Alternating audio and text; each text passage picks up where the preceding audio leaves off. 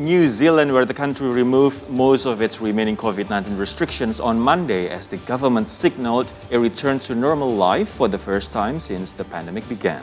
People will no longer be required to wear masks in supermarkets and on transport, and tourists will no longer need to be vaccinated in order to visit the country. The government announced it was ditching its so-called COVID traffic light framework altogether and leaving in place just two main restrictions.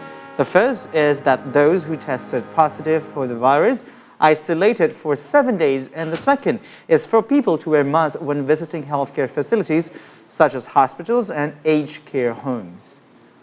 The changes come as the Omicron COVID variant outbreak wanes and the Southern Hemisphere winter ends. Case numbers in New Zealand are at the lowest point since February this year.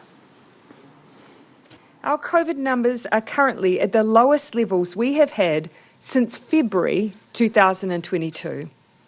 The most recent health advice tells us that with cases and hospitalisations reducing, our population well vaccinated and expanded access to antiviral medicines, that New Zealand is in a position to take its next significant step in COVID management. Therefore, Cabinet has concluded that from midnight tonight, we will remove the COVID-19 protection framework, or the traffic light system, and make a number of other changes to our settings.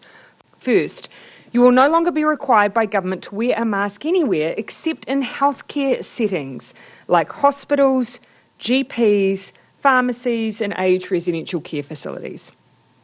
Some places, such as workplaces, special events or marae, they may ask you to wear a mask. This will be at their discretion, but no longer a government requirement. The second change is that only those who test positive for COVID-19 will need to isolate for 7 days.